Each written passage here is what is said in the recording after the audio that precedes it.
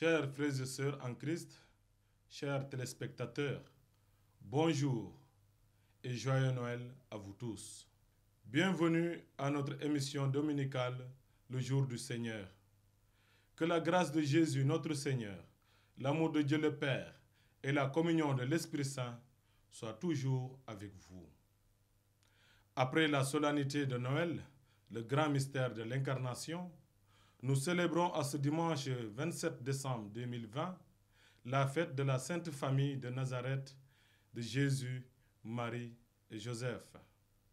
En ce jour béni, Monseigneur Benjamin Ndiaye, archevêque de Dakar, salue et bénit abondamment chaque famille.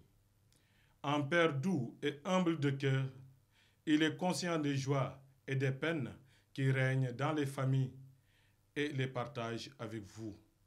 Puisse donc l'Esprit Saint qui fait notre unité réconforter chacun dans sa vie de famille. Le peuple qui marchait dans les ténèbres a vu se lever une grande lumière. Et sur les habitants du pays de l'ombre, une lumière a resplendi. Tu as prodigué la joie. Tu as fait grandir l'allégresse. Ils se réjouissent devant toi comme on se réjouit à la moisson. Comme on exulte au partage du butin. Oui, un enfant nous est né, un fils nous a été donné. Sur son épaule est le signe du pouvoir. Son nom est proclamé. Conseiller, merveilleux. Dieu fort. Père à jamais. Prince de la paix. Le pouvoir s'étendra. Et la paix sera sans fin. Voilà ce que fait l'amour invincible du Seigneur de l'univers. Votre rubrique Verbum Dei de ce dimanche 27 décembre 2020 a le plaisir de recevoir Abbé Joseph Bouré-Dior, administrateur de la quasi-paroisse Bienheureux Édouard Pope de Yeumbeul Malika et responsable de la commission diocésaine de la famille et de l'éducation. Abbé, bonjour. Bonjour. Et bienvenue sur le plateau. Merci beaucoup. Abbé, en tant que responsable de la commission diocésaine de la famille et de l'éducation, en cette fête de la Sainte Famille, pouvez-vous nous parler de l'éducation religieuse des enfants, à savoir les enjeux pour les parents aujourd'hui et surtout le rôle des parrains et des marraines? Bon, avant cela, je voulais saluer les spectateurs, ensuite expliquer qu'il y a une commission nationale de la famille et chaque diocèse maintenant a sa commission de la famille. Mais comme dans le diocèse de Dakar, on voulait créer une autre commission pour l'éducation qui allait prendre du temps et des énergies et des sous, on a fini par fusionner. C'est pourquoi on dit commission de la famille et de l'éducation. Alors le mot éducation vient de exducare, ça veut dire conduire au dehors. C'est-à-dire que les parents ont le droit ou le devoir d'amener les enfants à être autonomes au fur et à mesure jusqu'à ce qu'ils deviennent adultes et qu'ils puissent se débrouiller tout seuls dans la vie. Et c'est là qu'intervient donc la religion. Et dans la Bible, dans la parole de Dieu, il est dit la crainte de Dieu est le commencement de la sagesse. Je pense que les parents ont ce devoir d'amener les enfants à connaître Dieu, justement, pour pouvoir faire face à tous les problèmes qu'ils peuvent rencontrer dans la vie. Abbé, maintenant, le rôle des parrains et des marraines, parce qu'ils ne se limitent pas seulement à accompagner l'enfant le jour des sacrements, que ce soit le baptême ou pour la communion et la confirmation, mais c'est un processus de tous les jours. Voilà, c'est vrai que même si les parents ont la responsabilité d'éduquer les enfants dans la foi et à connaître Dieu et à l'aimer, il faut reconnaître que les parrains et les marraines, qui sont comme les oncles et les tantes, ont à aider les parents à exercer leurs responsabilités. Si bien que le rôle fondamental, c'est de participer à l'éducation chrétienne des enfants qu'ils parrainent ou qu'elles marrainent, si le mot même existe. Et pour cela, donc, ils doivent tout le temps s'approcher et des parents et des enfants pour s'assurer qu'on les amène à la messe. Parce que l'enfant, même à un bas âge, peut déjà comprendre les chants, les prières. Et ensuite, il y a aussi qu'il doit veiller à la catéchèse de ses enfants, s'assurer que les enfants sont inscrits au catéchisme et même à la maison, leur donner quelques rubriques. Moi, je pense qu'à ce niveau, ils peuvent déjà jouer leur rôle. Je sais que mes parents m'ont beaucoup apporté. Mon parrain et ma marraine, je ne les ai jamais sentis dans ma formation chrétienne comme telle. Mais ayant connaissance de ça, étant conscient de cela, donc j'appelle les parrains et les marraines à exercer vraiment leurs responsabilités dans ce sens. Voilà, je pense que le message est bien perçu. Et en parlant de la catéchèse des enfants, nous rencontrons souvent le problème que les enfants, après la confirmation, ne vont plus à la catéchèse. Et pourtant, il y a des programmes qui sont établis pour cela. Oui, c'est un peu la faute à l'Église catholique et aux catéchistes qui, en donnant le cours de catéchèse, dit voilà, si tu ne viens pas à la catéchèse, tu ne feras pas ta première communion. Et après la première communion, il dit bon, si tu ne viens pas à la catéchèse ou cela, tu ne vas pas faire la confirmation. Et l'enfant finit par comprendre qu'on fait la catéchèse pour les sacrements. Une fois qu'il a reçu les sacrements, ben, il prend une grande récréation jusqu'au mariage. Maintenant, il faudrait changer de discours et dire qu'il faut faire la catéchèse pour connaître Jésus et l'aimer et en vivre. Et en ce moment, donc, après la confirmation, on peut suivre ce qu'on appelle le catéchisme de persévérance. Sinon, même soi-même, se former, par exemple, lire la Bible soi-même, lire les commentaires et suivre des films religieux. Les films religieux sont importants parce que ce qu'on mettrait comme temps à lire, on peut le comprendre en une heure de temps, puisque le film a cet avantage de donner des images et des résumés de l'essentiel de ce qu'on devait connaître. Quand il s'agit du rôle des mouvements d'action catholique? Alors, à l'heure actuelle, il faut comprendre que les parents seuls ne suffisent plus à éduquer les enfants, surtout en matière religieuse. Maintenant, cette formation se complète dans la paroisse et à l'école. Que ce soit à l'école ou dans la paroisse, il y a des mouvements d'éducation tels que le scoutisme et le guidisme, et aussi le mouvement CVAV et autres.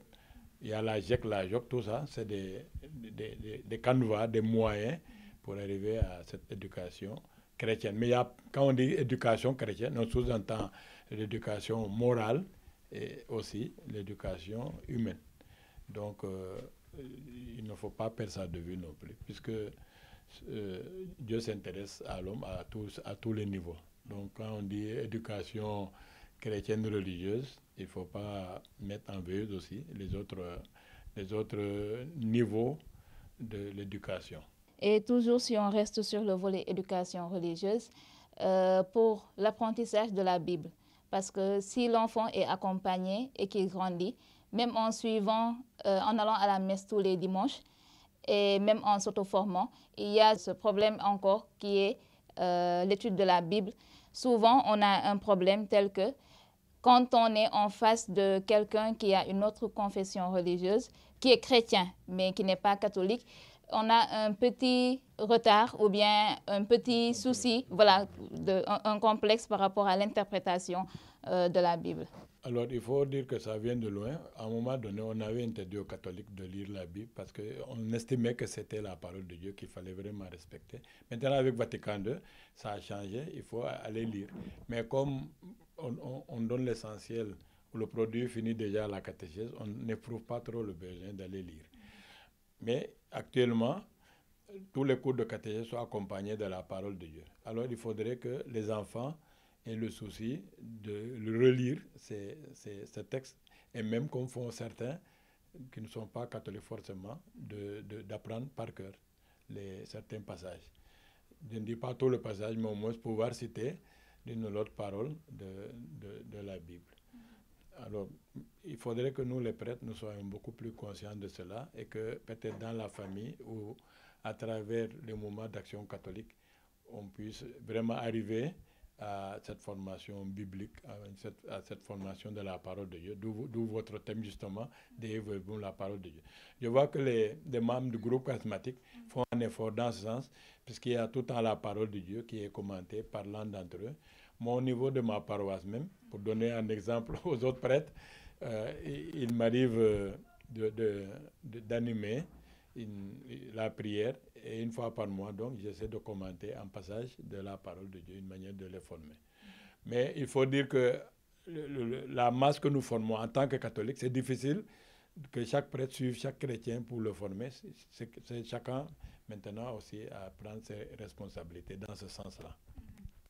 Alors il n'y a pas à se faire du complexe, parce qu'en fait, quelqu'un nous a expliqué que les autres de religion, ils n'ont que la Bible. C'est comme l'enfant qui n'a qu'un seul Dieu, qu'un seul Dieu. Par exemple, le ballon, il saura bien jouer, mais peut-être qu'il ne saura pas jouer avec les autres instruments.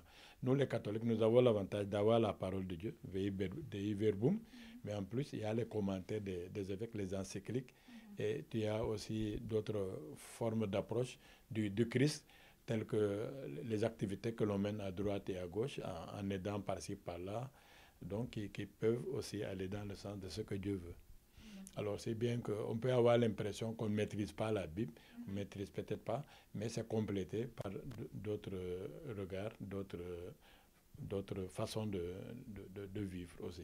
Donc, si je comprends bien, il y a les outils sont déjà là pour la formation au niveau paroissial, mais aussi il faut aller se former, d'où la formation personnelle. Voilà, il faut se former personnellement, puisqu'il n'y a que le soleil et la poussière qui nous trouvent à la maison.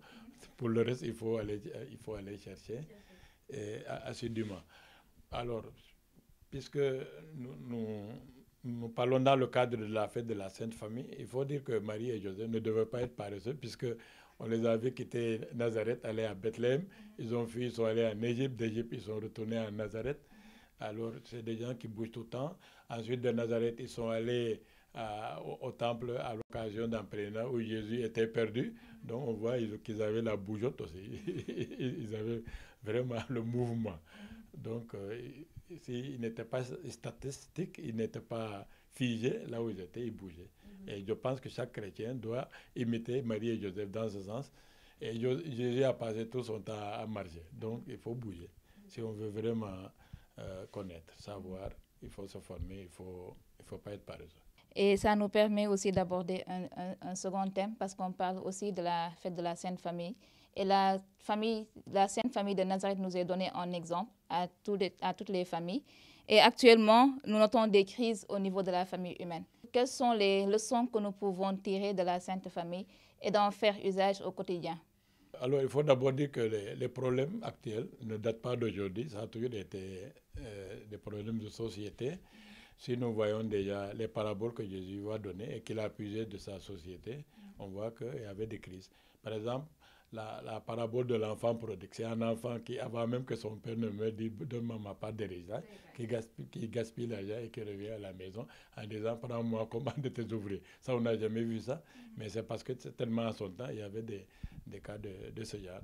Et quand Jésus insiste pour dire que ce que Dieu a uni, que l'homme ne le sépare pas, c'est parce qu'il y avait des divorces. Et d'ailleurs, les pharisiens sont venus lui poser la question, qu'est-ce qui peut motiver pour qu'on puisse divorcer? Jésus, il n'y a même pas à divorcer. Il dit, pourtant, Moïse nous l'avait permis. Il dit, c'est parce que vous êtes méchants, c'est parce que votre cœur est dur. Mais au commencement, c'est-à-dire, selon le plan de Dieu, il ne doit pas divorcer. Alors actuellement, il y a le problème de divorce, bien sûr, parce que notre société est en mutation, ça change. Au village, c'était peut-être moins fréquent, puisqu'on était entouré. Et puis bon, la femme n'ayant pas beaucoup de ressources, elle ne savait pas où aller. Même si elle retournait chez ses parents la ramenaient en disant, bon, retourne chez ton mari. Mais actuellement, avec la vie moderne, souvent les familles ou les couples vivent en îlot, et ils n'ont pas toujours le soutien de l'entourage immédiat pour pouvoir faire face à leurs problèmes. Par exemple, vous pouvez vivre à Dakar, à côté d'autres qui ne partagent pas la religion, qui ne sont pas de la même ethnie. Vous ne vous connaissez ni d'Adam ni d'Ève, donc ce n'est pas ceux-là qui viendront vous aider. Ensuite, il y a l'organisation du travail aussi.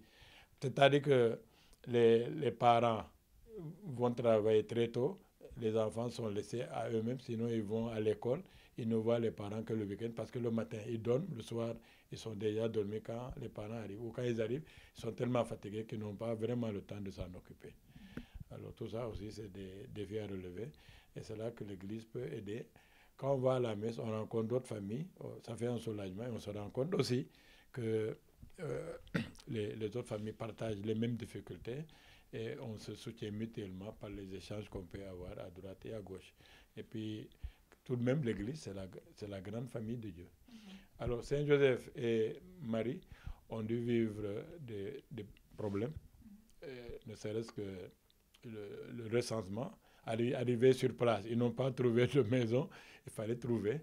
Et ensuite, quand Hérode a voulu tuer l'enfant Jésus, ils ont fui en Égypte. Il faut imaginer qu'ils ont cherché des hébergements aussi avant de pouvoir quitter l'Égypte et retourner à Nazareth. Mais ce que je note en tout cas, et ça peut aider à relever le défi, c'est que Marie et Joseph étaient tout le temps ensemble et avec l'enfant Jésus. C'est bien que dans la parole de Dieu, puisque revenez encore Dei Verbum, on voit toujours ces paroles qui reviennent, Joseph, Marie et l'enfant, ou bien Joseph et l'enfant et la mère de Jésus. Par exemple, l'ange lui dit, prends Marie, ou prends l'enfant et sa mère et fuis en Égypte. Quand ils sont à Jérusalem pour le pèlerinage, on les présente vraiment comme une famille, le père, la mère, Marie, et puis l'enfant Jésus. Je pense aussi que pour relever peut-être le défi et vraiment sortir de tout, comme l'homme n'est pas une île, il faudrait, comme Marie, établir toujours des relations avec l'entourage ou avec d'autres personnes qui peuvent vous y aider. Parce que si je remarque bien, Marie et Joseph étaient très liés aux autres. Pour ne prendre qu'un seul exemple, quand plutôt Jésus était perdu au temple, bon, ils ont cru naïvement qu'il était justement avec les voisinages. Ils sont rentrés tranquillement à Nazareth, ce qui montre donc qu'ils avaient des rapports assez fluides avec le voisinage. C'est après qu'ils se sont rendus compte que l'enfant est resté et n'était pas avec eux. Et on nous dit même qu'ils ont cherché chez les voisins, chez les amis, chez les parents, avant de retourner à Jérusalem. Donc je pense qu'ils ne vivaient pas refermés sur eux-mêmes, mais ils vivaient en relation avec les autres. L'homme est un nœud de relation. Je pense qu'ils ont expérimenté cela et chaque famille devait pouvoir vivre cela également.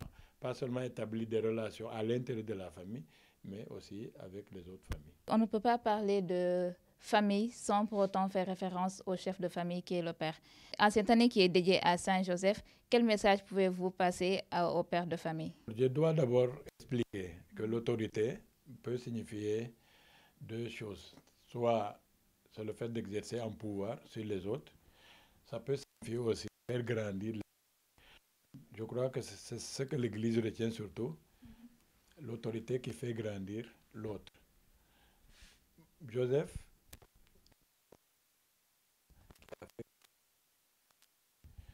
en lui apprenant son métier. À l'époque, il faut dire que les pères de famille apprenaient le métier à son enfant et dans l'évangile de Jésus, carpentier.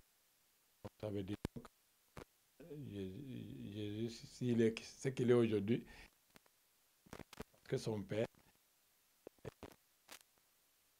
fait grandir.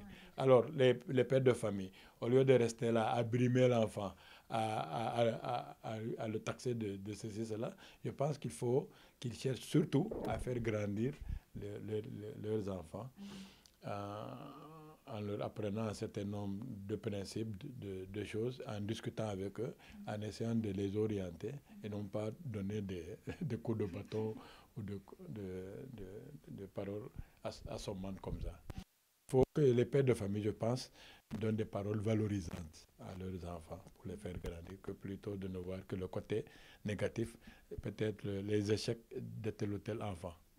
Voilà comment j'irai rapidement par rapport à cette question. Pour revenir à l'éducation, quand on parle souvent d'éducation, on fait toujours référence à la mère. Et même si Marie a été citée dans la Bible plusieurs fois, Joseph n'était pas absent. Donc, je pense que pour cette année qui est dédiée à Saint Joseph, dans l'éducation religieuse de nos parents, les papas aussi en ont une part de responsabilité. Bon, tout le monde a une part de responsabilité, c'est-à-dire que le papa jouera certainement le rôle de l'autorité parce que comme il a beaucoup plus de muscles et certainement par sa carrure, l'enfant aura peur de lui, mais il faut qu'il ait un peu de tendresse.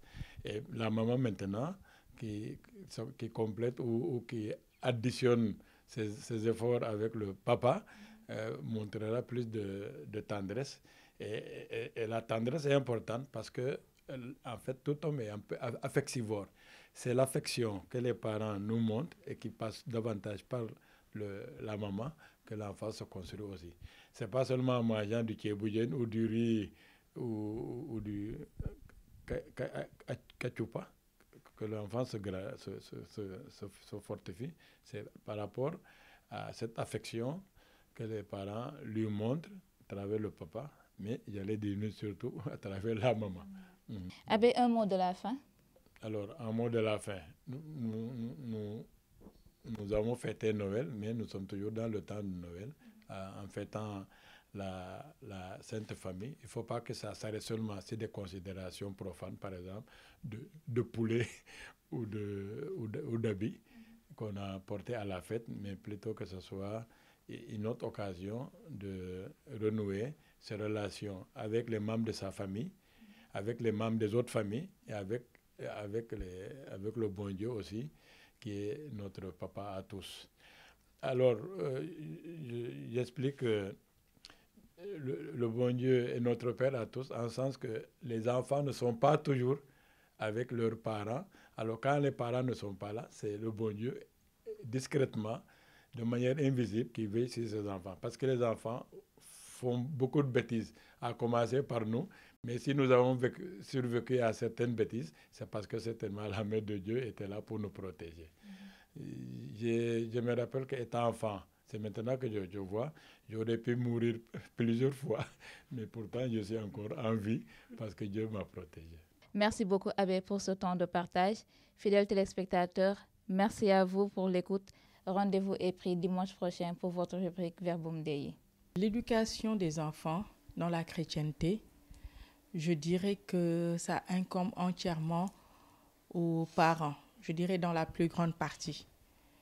Les inciter à la parole de Dieu, les inciter à la prière, surtout, c'est très important qu'ils aient la foi en Dieu, qu'ils savent qu'ils ont un Dieu sur qui compter, qu'ils savent à qui ils appartiennent à Christ. Donc nous avons initié la prière le soir, le matin. Donc les enfants sont habitués à ça. Même quand nous ne sommes pas là, quand nous sommes absents, ils prient eux-mêmes avant d'aller se coucher. Le matin, avant d'aller à l'école également. Donc la messe également, l'Eucharistie, les initier, leur expliquer déjà certaines notions de base, c'est quoi, pourquoi nous allons à la messe, pourquoi nous célébrons ceci, pourquoi nous célébrons cela, les fêtes, qu'est-ce que ça représente. Tout cela fait partie de l'éducation chrétienne. Ce n'est pas seulement la catéchèse. Les parents ont une très grande part de responsabilité dans l'éducation chrétienne des enfants. Il y a également, en second lieu, les parrains et marraines de baptême. Donc, ce n'est pas seulement pour le folklore, ce n'est pas pour la robe de communion, ce n'est pas pour la fête, mais c'est surtout pour l'éducation chrétienne. Et c'est très important. Il faudrait dire que cette année, quand même, est une année assez particulière, dans un contexte marqué par la pandémie liée à la COVID-19. Nous fêtons Noël dans un contexte très particulier, où nos pères évêques nous ont strictement conseillé au respect strict des mesures barrières.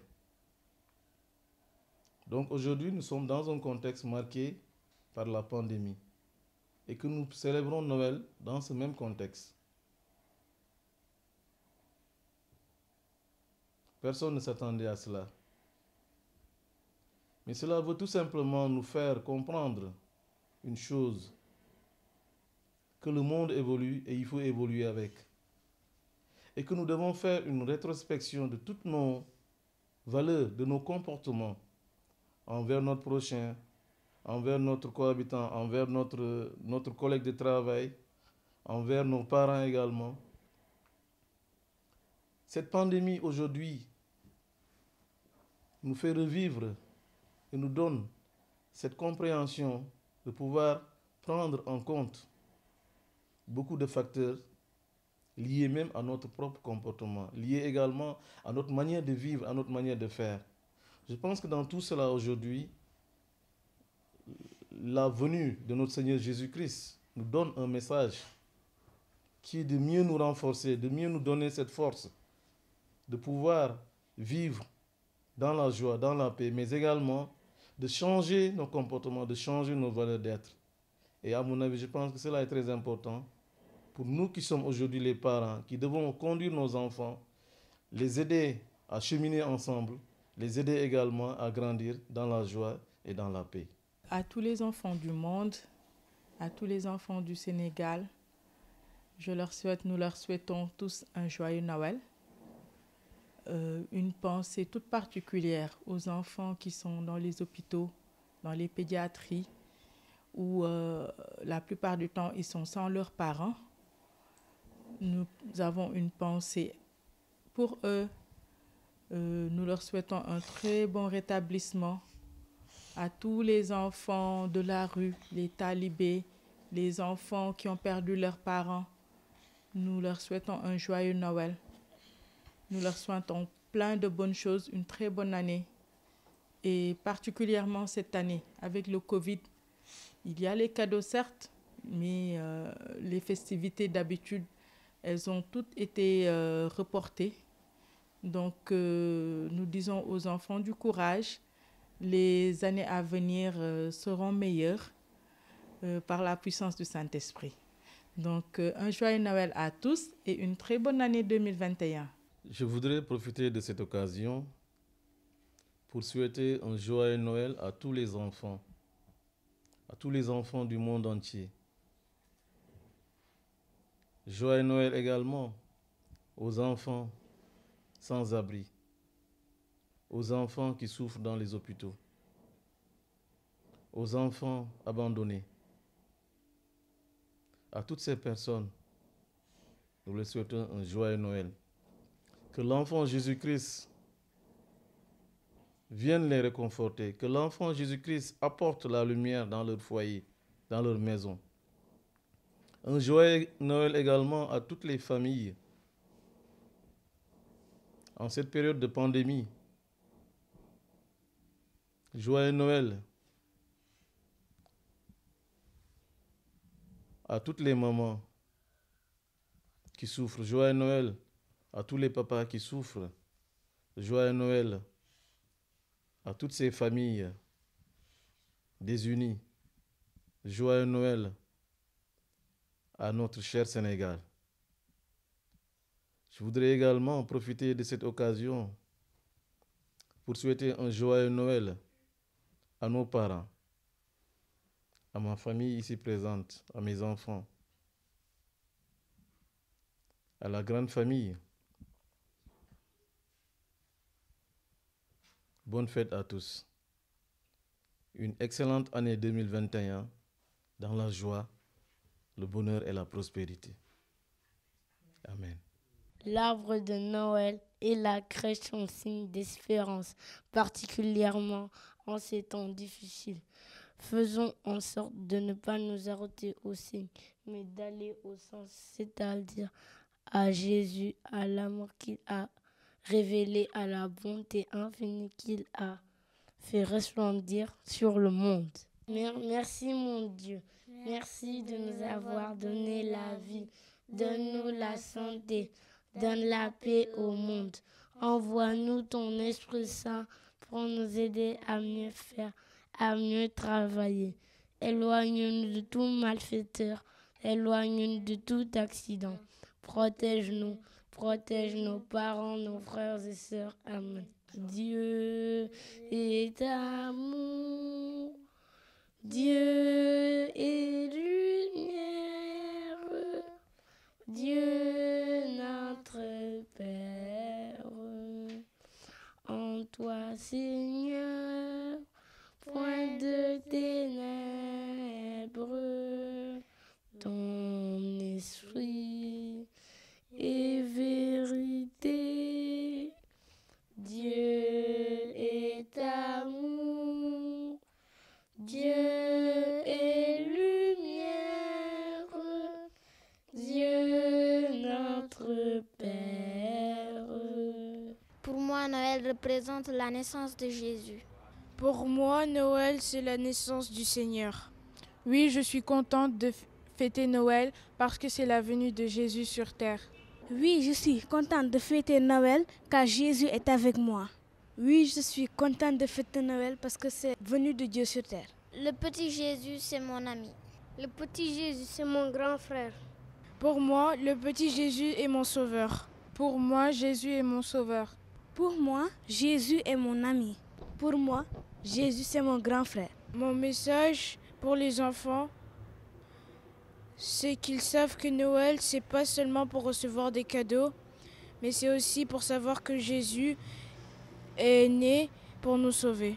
Mon message a dit pour les enfants est que Noël, c'est pas d'aller chez le petit Papa Noël qui te donne des cadeaux, mais c'est aussi d'aller à l'église, de prier la nouvelle naissance de Jésus. Le message pour les parents que j'ai à dire, c'est de faire confiance au Seigneur car il est notre frère.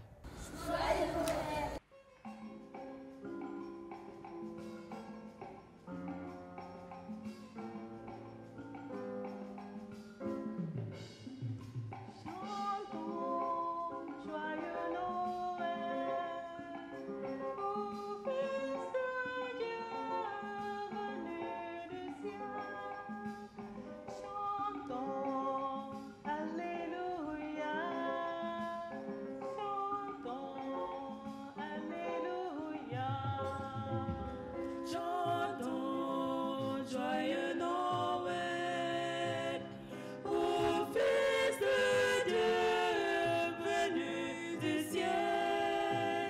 Chantons Alléluia. Chantons Alléluia.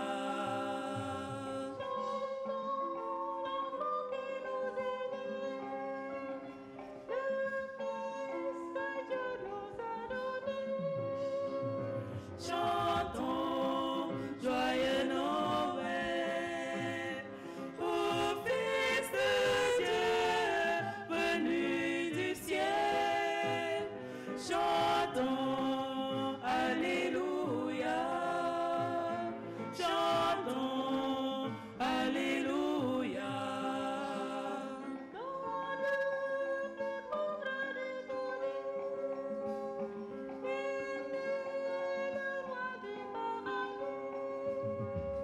Chantons joyeux Noël au Fils de Dieu venu du ciel.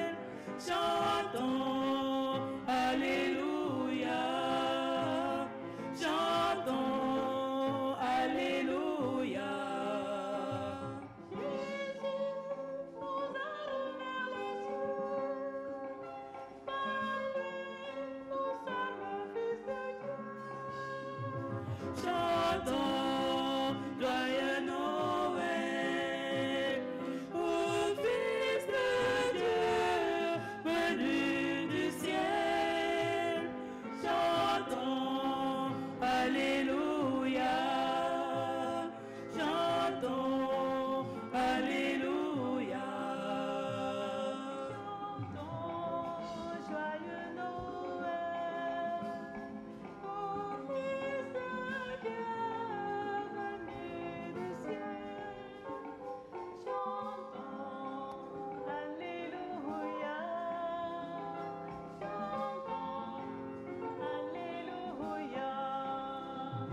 Chantons joyeux Noël au Fils de Dieu venu du ciel.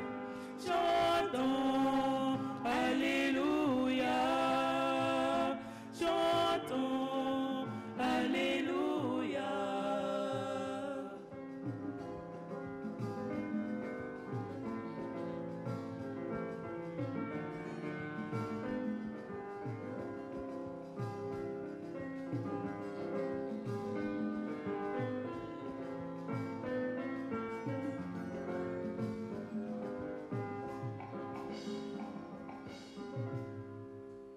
Quand arriva le jour fixé par la loi, les parents de Jésus le portèrent à Jérusalem. Marie et Joseph portèrent l'enfant et le vieillard Simeon le prit dans ses bras. Chers frères et sœurs, la nuit de Noël retombe dans le trait ordinaire. Cette scène nous montre un jeune couple de petits artisans qui obéissent très banalement à la loi. Mais les trois cœurs qui constituent cette famille, Marie, Joseph et Jésus, sont si extraordinaires qu'ils peuvent vivre humblement une aventure ordinaire. De chacun d'entre eux, nous pouvons tirer des leçons de vie pour un vécu familial joyeux et harmonisé. Marie et Joseph obéissent à la loi pour communier à Dieu. La fête de la Sainte Famille, en effet, magnifie l'obéissance. La plus importante des leçons à retenir aujourd'hui donc est l'obéissance. Devant la Sainte Famille, nous pouvons penser à notre propre existence familiale. Elle dépend moins de notre situation et des événements que de notre cœur. Au sein de nos familles, nous sommes appelés à vivre la communion. En effet, la famille est une communauté de vie et d'amour où chaque cœur, comme le bois de chauffage qui alimente le foyer, participe à l'épanouissement de la chaleur qui règne dans la famille. Il peut y avoir des moments d'épreuve qui brisent la communion, mais Dieu veut guérir et réconcilier les cœurs. Pour avoir la force nécessaire pour vivre cette belle communion, laissons-nous guider par l'Esprit Saint. Qu'il en soit ainsi, maintenant et pour les siècles et des siècles. L'Esprit de Dieu est sur moi, il m'a consacré par l'onction pour aller annoncer l'évangile du Christ à toutes les nations. L'Esprit de Dieu est sur moi, il m'a consacré par l'onction pour aller annoncer l'évangile du Christ à toutes les nations. Au jour de mon baptême, j'ai dit oui à Dieu. Je m'engage à suivre ses commandements, à marcher dans la lumière des enfants de Dieu. Ô Marie, ô Marie, ô Marie, Sainte Vierge Marie, aide-nous à dire oui au Seigneur et à marcher dans la lumière du Saint-Esprit. L'Esprit de Dieu est sur moi, il m'a consacré par l'onction pour aller annoncer l'évangile du Christ à toutes les nations. Esprit de Pentecôte, puissance de Dieu, je m'engage à accueillir ton feu d'amour, à toujours œuvrer dans l'Église pour le règne du Christ. Ô Marie, ô Marie, ô Marie, Sainte Vierge Marie, aide-nous à dire oui au Seigneur et à marcher dans la lumière du Saint-Esprit. Du livre du prophète Isaïe. L'Esprit du Seigneur est sur moi parce que le Seigneur m'a consacré par l'onction. Il m'a envoyé porter la bonne nouvelle aux humbles, guérir ceux qui ont le cœur brisé, proclamer aux captifs la délivrance, aux prisonniers leur libération. Annoncez une année de bienfaits accordée par le Seigneur. Comme la terre fait éclore son germe et le jardin germer ses semences, le Seigneur fera germer la justice et la louange devant toutes les nations. Chers fidèles du Christ, amis croyants, hommes de bonne volonté, et vous qui êtes en quête d'absolu, que l'Esprit du Seigneur soit avec vous tous, qu'il suscite en vous le penser et l'agir qui soient conformes à la volonté de Dieu. Que cet Esprit Saint, qui a inspiré en disciple du prophète Isaïe, pour qu'il annonce une année de bienfaits accordée par le Seigneur, avec les semences de justice et de louange, se répandent sur vous tous et sur vous, les blessés de la vie. Qu'il vous apporte santé dans votre corps, soulagement dans votre esprit, réconfort dans votre cœur et renouveau dans votre âme. Je pense à vous, chers malades, à vous, vénérables personnes âgées, à vous qui vivez dans l'isolement et le dénuement. Je pense à vous, pauvres d'entre les pauvres, qui avez peur d'un lendemain sans vrai bonheur. Je pense à vous qui êtes impactés par la COVID-19, à vous qui avez perdu votre travail, à vous qui ne pouvez plus subvenir à vos propres besoins et aux besoins élémentaires de vos familles et de vos proches.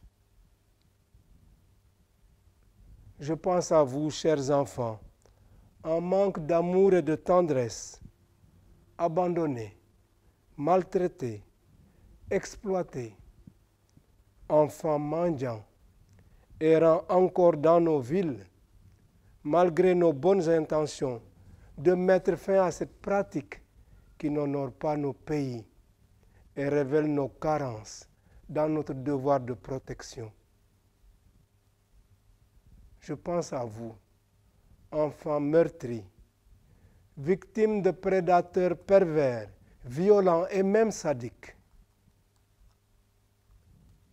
Nous vivons des temps difficiles, il est vrai, avec la pandémie du coronavirus. Notre vie familiale et sociale en est profondément marquée. Nos activités économiques, culturelles et nos dévotions cultuelles en sont profondément modifiées. C'est un temps d'épreuve qui nous fait faire l'expérience de nos limites. Mais au cœur de nos nuits humaines, marquées par nos déviances, nos désarrois et nos pauvretés, l'Esprit Saint nous fait découvrir une autre nuit, la nuit sainte, au cours de laquelle il inspire des anges de Dieu pour qu'ils nous transmettent cette annonce merveilleuse. Aujourd'hui, dans la ville de David, vous est né un Sauveur, qui est le Christ, le Seigneur. Et voici le signe qui vous est donné. Vous trouverez un nouveau-né emmailloté et couché dans une mangeoire. Ce nouveau-né se nomme Emmanuel, c'est-à-dire Dieu avec nous. Nous célébrons sa naissance à Bethléem en cette nuit très sainte. Que l'Emmanuel soit avec nous tous, qu'il demeure en nous et parmi nous. Accueillons-le dans nos lieux de vie. Qu'il trouve place dans les différents segments de notre pays, dans nos maisons et nos familles, dans nos communautés. Que sa présence bienfaisante nous comble de vrai bonheur et de joie, qu'elle nous procure sérénité et inspire notre action de grâce pour célébrer l'amour infini du Seigneur en cette sainte nuit de Noël. Dieu s'invite chez nous pour établir sa demeure parmi nous. Comment ne pas célébrer notre joie devant l'amour de Dieu qui se fait si proche de l'homme? En venant dans le monde, Jésus s'est fait pauvre. Vous connaissez, écrit l'apôtre Paul, la générosité de notre Seigneur Jésus-Christ, qui pour vous, de riche qu'il était, s'est fait pauvre pour vous enrichir de sa pauvreté. Jésus s'est dépouillé, il s'est abaissé pour se faire proche de nous et devenir notre familier. Il s'est fait tout petit pour honorer les petits et les humbles et pour que nous n'ayons plus peur. Il est entré dans notre épaisseur humaine pour relever l'homme et le sanctifier par sa présence bienfaisante. Que cette présence éloigne de nous le mal en ce Noël 2020, marqué par la pandémie de la COVID-19. Que nous puissions bientôt louer librement le Seigneur, chanter sa tendresse et sa miséricorde, et lui manifester notre amour et notre reconnaissance. Dieu aime tellement l'homme qu'il ne peut se résoudre à le laisser se perdre. Sans cesse, il vient à sa rencontre.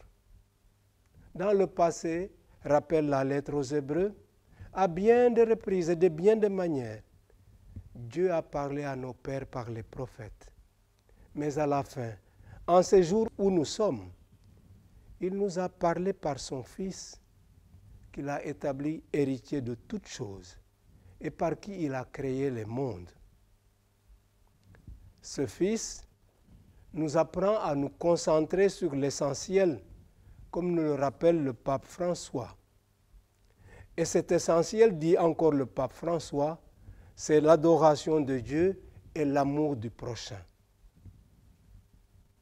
Bien-aimés du Seigneur, avec les bergers qui passaient la nuit dans les champs de Bethléem, adorons le Dieu qui s'est fait pauvre au point de naître dans une étable obscure. Accueillons-le chez nous, dans notre cœur, dans notre vie, dans nos maisons. Il se tient à la porte et il frappe. Si nous entendons sa voix, si nous lui ouvrons la porte, il entrera chez nous et il prendra la scène avec nous. Heureux sommes-nous alors d'être invités au repas du Seigneur, à son Eucharistie, dans l'espérance des noces éternelles. Guidés par l'Esprit Saint, nous parviendrons à ces noces éternelles en nous laissant instruire par lui pour vivre et mettre en pratique le précepte de l'amour du prochain. Acceptons que l'Esprit Saint réveille nos énergies pour combattre la pauvreté et la misère, afin de promouvoir un mieux vivre pour tous. Que l'Esprit Saint nous stimule pour mettre en valeur nos aptitudes, afin de répondre à notre vocation et de mieux servir notre prochain. Qu'il éclaire nos consciences pour que nous sachions discerner la volonté de Dieu et l'accomplir en vue du bien.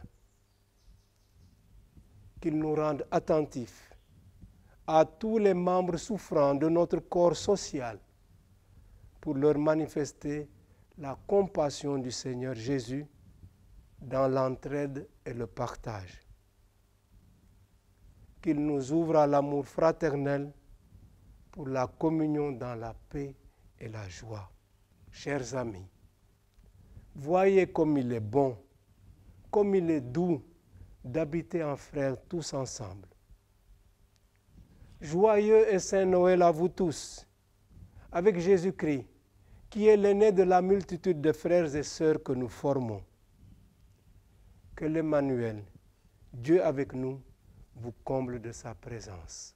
Dieu est amour, Dieu est lumière, Dieu notre Père.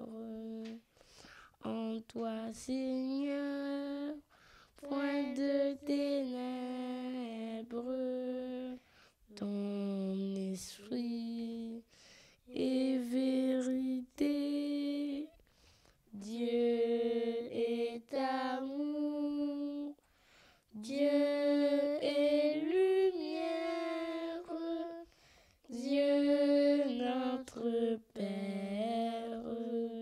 Au terme de cette émission dominicale, nous vous souhaitons un bon repos dominical et une sainte semaine dans le Christ.